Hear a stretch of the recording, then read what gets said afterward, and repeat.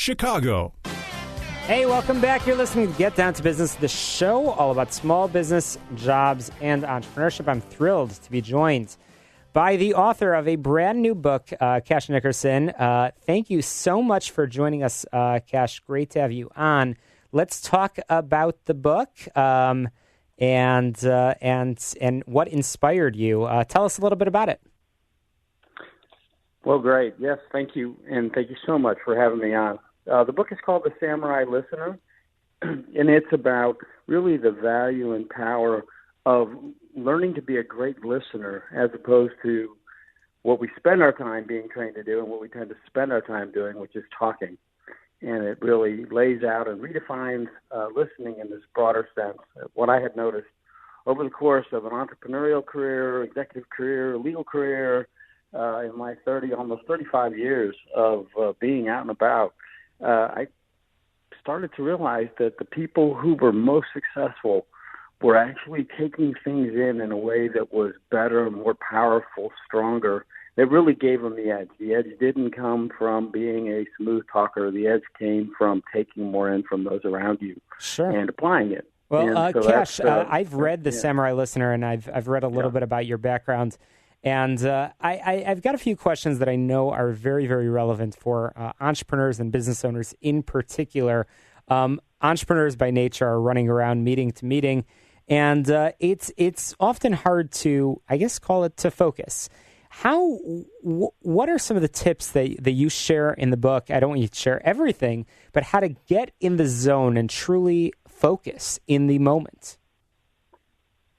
Well, the very best one, I think, and there's lots of good ones, but one that I think is particularly helpful is, when we own a small business, there's 100 billion things on your mind, and you carry that around with you everywhere, and you carry it to meetings, and you'll spend most of the meeting with your brain circling around of what am I going to do about employee so-and-so, when in fact you really need to be paying attention to the meeting you're in.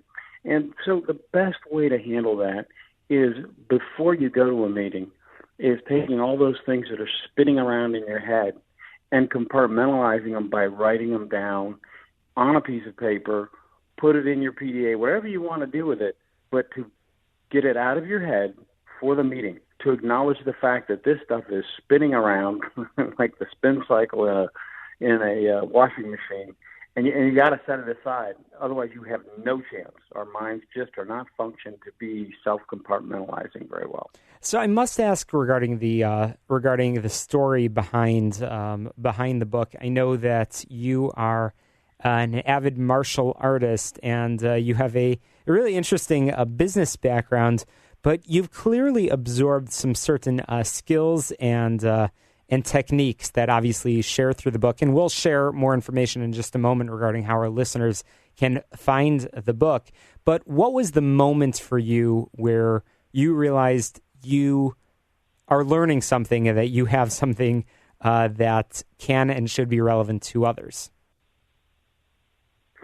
It's an excellent question. I think in terms of the martial arts context, it was the realization, why did I concentrate so well when practicing martial arts, and why when I trained with champions did they just seem to be so in tune with what was going to happen next? It was that focus, that concentration, and that's because the consequences of not focusing and not paying attention are so high, right? You get hit, and so you're kind of forced into that state.